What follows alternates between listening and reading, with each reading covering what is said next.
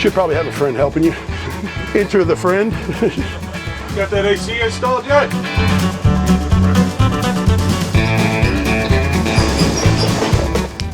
Don't eat it, just pull it apart.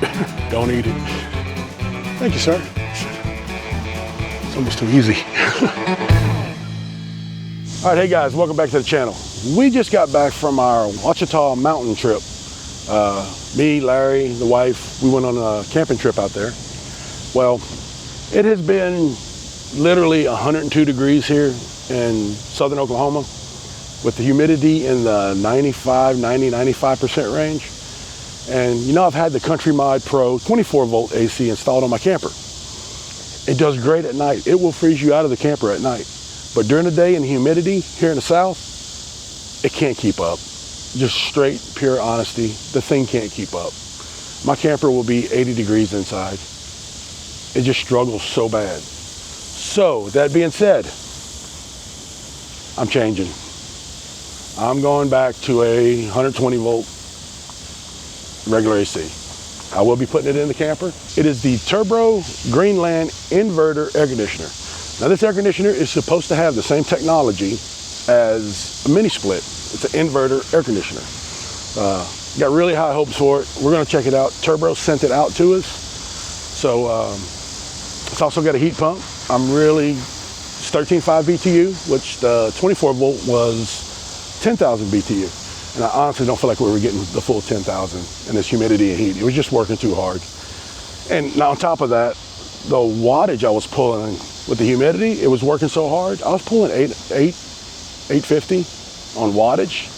I would have to set it down to eco mode where it was really barely blowing for it to pull 500 watts. So if I'm crossing the 800 watt range, in my opinion, I just might as well stick with the 120 with the higher BTU because I'm pulling just the same, if not a little more. So we're gonna check out this inverter AC, see how it blows, see how it does in here. And I wanna take you guys along. And you're probably wondering why the camper's off. We got the 1181 on here right now, and we will be going on a camping trip with the granddaughter, and I wanna take the 1181. You know, we're gonna do some remodeling on it, but I'm waiting until it gets cooler. I'm probably gonna start that project in the fall. It's just too freaking hot out here, man. And we got Larry right here. He's leaving Monday, I believe, to go get his solar installed on his camper. So y'all watch out for Larry with that, man. That's gonna be super exciting. Anyway, let me take you in here and show you the air conditioner and what we got going on. So here it is. This is the Greenland Inverter air conditioner. Of course, I got the black model to match all the black trim on my camper. This is made by TURBRO. You're gonna receive it, it's gonna be in a big box, packaged very nicely. You're actually gonna get two packages. Your other package will be the head unit, the inside unit. And it's gonna come just like so. You're gonna have your bag here with the user manual, remote holder, and batteries. We'll put that to the side. Then you're gonna have these foam blocks that's gonna go inside and help direct the airflow. I've watched a couple videos on it. Looks to be a pretty simple install. One thing I thought was pretty cool, you got accent lights that are all around it that you can change colors and everything on it. That's pretty much all to it. All right, should be pretty simple. I got my solar panels raised up so I can have access to my roof, and there's a few other things I need to do on the roof maintenance-wise. But I got my scaffold set up right here. I'm gonna get up on that scaffold. First I'm gonna go inside and start taking apart the inside unit of this one. Now, I do wanna make it clear, I don't have anything bad to say about this unit. It does put out cold air. It's just not built for the south, the high humidity. If you live somewhere up north, further north, you know, where the humidity's not bad, I think this thing would be excellent. Just the dehumidifying and humidity and everything, it's too much for it. It's honestly too much for it. At night, great. During the day, it just can't do it. It cannot do it. That being said, let me get started on this. So we need to get this inside unit off. It does come off pretty simple, pretty easy, just a few screws. All right, so one more screw here. There we go. We got them screws. There we go. The control panel out. Disconnect these wires. They just snap in. I'm sure you all know that if you've seen my install video.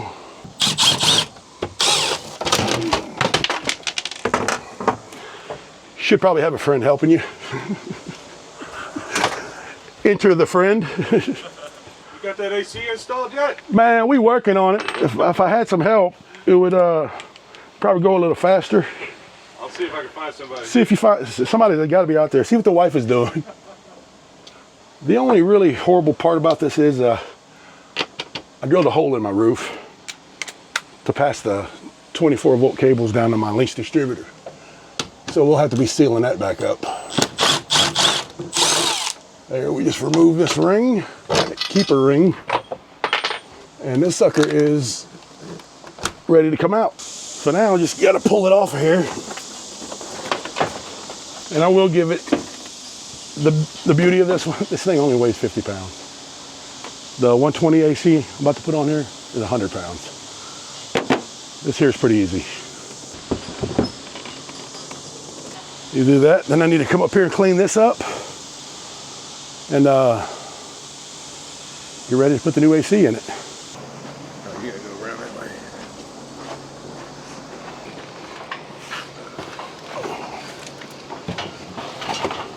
All right, this can be done by yourself, but if you have a friend that can help you, I definitely suggest it.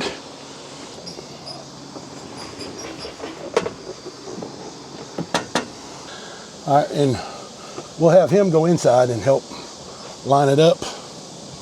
We'll get the best we can out here. The one thing I like about this unit is the gasket is pre-fit to the bottom of the unit, so it's there, it's already on the unit. So looking over at the top of your air conditioner, it is smaller than the Houghton. It's not as long and it appears to be just a little bit narrower. The height looks to be about the same. All right, so what you're gonna have on the fixing plate part is a little door you take off right here, and that gives you access to these wires, and it gives you a grommet on this side that you will pass your Romex through, and it goes through there, and you wire up to that. So I gotta cut some slack off of this Romex, and then we'll pass it through there. Get my pliers from my trusty helper.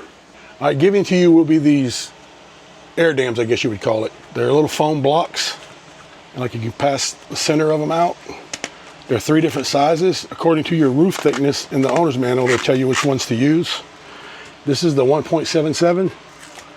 Peel the adhesive backing off. And you want to put this on before you put your bottom fixed plate, because as you see, there's a hole here. One of your screws is going to pass through there. So you definitely want to install this first. And you can see here, it kind of shows you how it's going to go.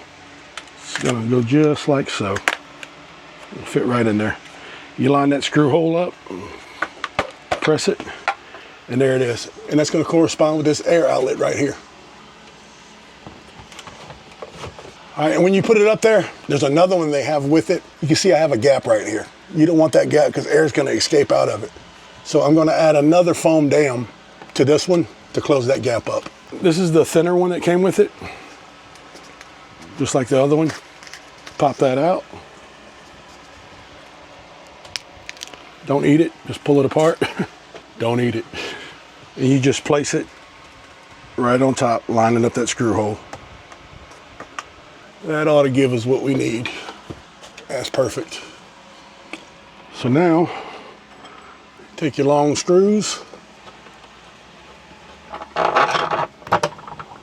right, so we're gonna snug these up.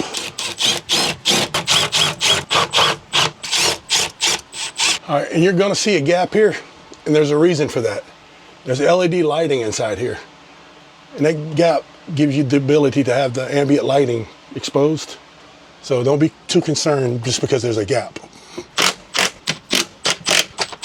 It's kind of one of them double-edged things there. You don't want to tighten it too much.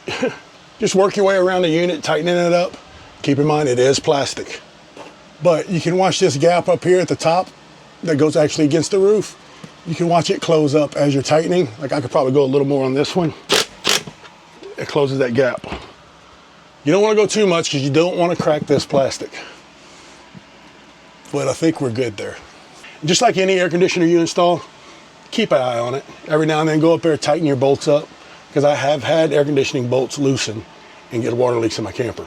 So I became a firm believer on always checking your bolts. That keeps that gasket compressed. They do back off. All right, here you're gonna go through your gland that's provided. You're gonna pass your Romex through it, kind of bending it and helping it along the way. And you get your Romex out right there. We're gonna strip it back. All right, for this you can use wire nuts or Wagyu connectors if you got them, but I'm gonna use wire nuts on this one. Black, white, and ground. Real self-explanatory. Put your black to black. Get your wire nut on there good. Your white. And your ground. All right, you can pull your Romex back a little bit. Kind of crank all that back inside that wire opening. It's a tight fit, but you can get them in there. You do one at a time. All right, we're getting closer. All right, be sure to reinstall your little electrical door that closes up all your electrical. Real simple. Just goes right in there. Now we're ready for the faceplate. Thank you, sir. And it's gonna have on it, just like the lid, an arrow saying front. It goes to the front of the camper. And this one has it real big on here. It says front. This goes to the front of the camper. Oh, gotta pass this back through. There's a little grommet.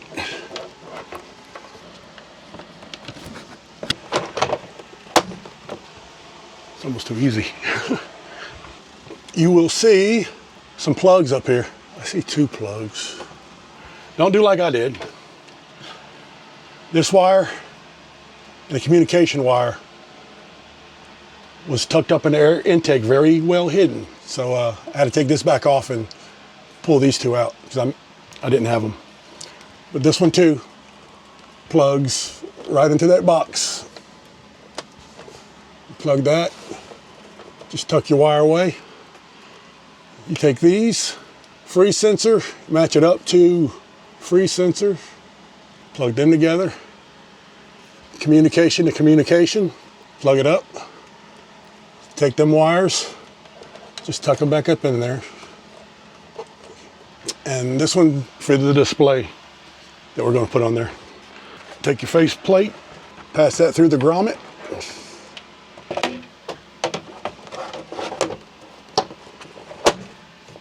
Snaps in place.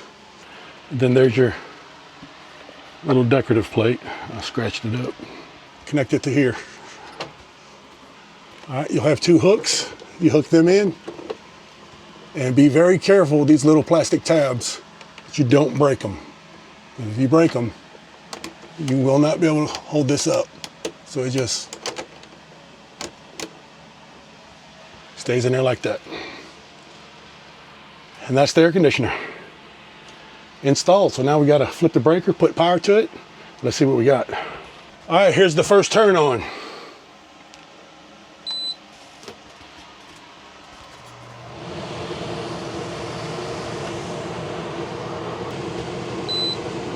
Mode, there's cool. Let's get it off of Celsius to Fahrenheit. We'll turn it down to 64. That's pretty cool. We walked out, we left it running in here for about 15 minutes. I've got it set on 73 on cool, fan high. It feels good in here. Here's the most important thing for me. Starlink is unplugged, so all I'm pulling right now on my inverter is AC. 915. I'll take that all day long. 915 watts to run this AC, and it's already considerably cooler during the day compared to the DC unit that I had in here. And not taking anything away from the DC unit, like I said, it did do a good job. It's just where we're located at, the humidity. This thing is working effortlessly. And I'm sure when we get to temperature and it starts cycling, going off and on, That's about what my DC unit was pulling during the day, running constantly and not keeping it cool in here. So this is a win. This is an absolute win for me. Some of the things that could be better on it. You push up, that comes down. It's just got these little hooks that hook in right here. They go in, and these little flimsy plastic tabs. And it's to be determined. I'll have to see how that works, bouncing down the road, going down trails and everything, you know. I'd hate for that to be hanging and the weight of it rip it out of that circuit board. That's a concern for me. But I do think I'll put a piece of tape on there just to be proactive about it. That I don't care for. Lights, I love the lights. If you know my camper, I've got the same lights underneath my solar panels and my trailer. They light up my solar panels blue. The blue on my stove just kind of fits the ambiance of my camper. I love that, and it does 3 colors. Not sure I showed them on camera. You got green, off, and just like a white LED light, and then back to blue. I am gonna have another little issue with where my refrigerator door is, my freezer door. I mean, it just barely gets it. You'll have to keep your hand on the lid to keep it closed, but I think the tape that I plan on putting there will help that. Another little thing is having a plastic inner frame. Screwing, I'm just nervous to screw them down too much as I would normally if it was a metal frame. I just crank them down, get good compression on that gasket. It's something I'm gonna have to play with over time, tightening on them, making sure I'm having no leaks, watching it closely. But I'm sure I could probably bring them tighter. I'm just a little nervous with it being plastic. I don't want to crack the plastic. Other than that, it appears to be a great unit. Follow my channel. I'll give updates on it because air conditioning is pretty important here in the South. Right now, I'm loving it. I'm loving it. So if this seems like something you would be interested in, I will leave links in the description, and I believe they provide me a discount code where you can get, I think, 10% off. So be looking for that. Guys, we'll check y'all on the next one. See you later.